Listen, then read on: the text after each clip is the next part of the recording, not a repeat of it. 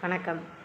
நாம் என்னதான் சந்தோஷமாக இருந்தாலும் இன்பமாக இருந்தாலும் நாம் ஒரு குறிப்பிட்ட காலத்துக்கு அப்புறம் இந்த உலகத்தில் என்ன செய்ய முடியாது, நம்ம பயணத்தை தொடர முடியாது.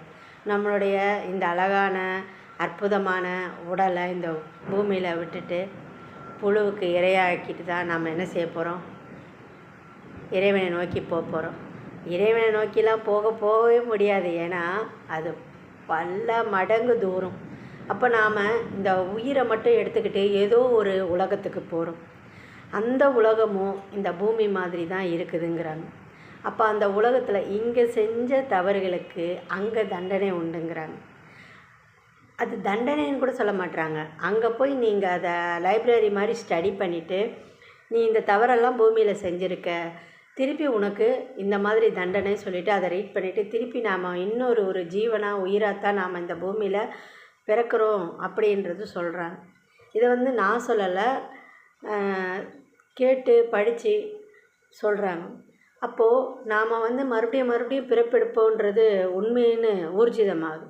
அப்போ மறுபடியும் பிறப்பெடுக்கும்போது நாம் எந்த மாதிரி பிறப்போம், எப்படி பிறப்போம், பெண்ணாக பிறப்போமா, ஆணாக பிறப்போமா, அழகாக பிறப்போமா, அசிங்கமாக பிறப்போமா, நல்ல எண்ணத்தோடு பிறப்போமான்னு நமக்கு தெரியாது. ஏன்னா முன் ஜென்மத்தில் எப்படி இருந்தோம், என்னவாக இருந்தோம் நமக்கு இப்போ தெரியல. அப்போ நம்மளோட நினைவுகள் என்ன செய்யுது, இந்த பிறப்போடு நம்மளுக்கு அழிக்கப்பட்டு போயிடுது. ஆனால் நம்ம ஆன்ம உலகத்துக்கு போகும்போது நம்மளுடைய முன் ஜென்மம், அதுக்கு முன்னாடி ஜென்மம் எல்லாமே நமக்கு திருப்பி காட்டப்படுது.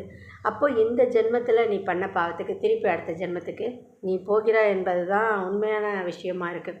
அப்போ நாம் என்ன செய்யணும், அப்போ இந்த பூமியில் நாம் வருது தண்டனை அனுபவிக்கத்தான் அப்படின்ற ஒரு முக்கியமான விஷயத்தை நாம் எல்லாரும் உணர்ந்தோன்னா நாம் தவறுகளே செய்ய மாட்டோம்.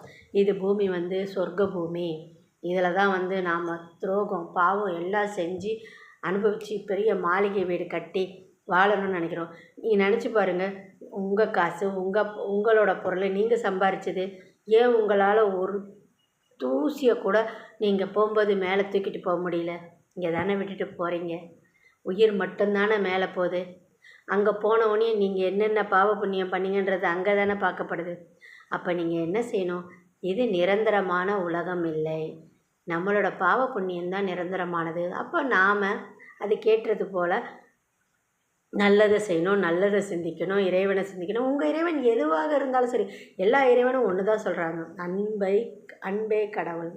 அப்போ நீங்கள் என்ன செய்யுங்க, பாவங்களை, துரோகங்களை, கெட்ட எண்ணங்களை எல்லாத்தையும் விட்டொழிச்சிட்டு அடுத்த பிறவிக்கு நன்மையாக, இதை விட நன்மையாக, இதை விட நலனோடு அன்போடு இறைவனை மறக்காத குணத்தோடு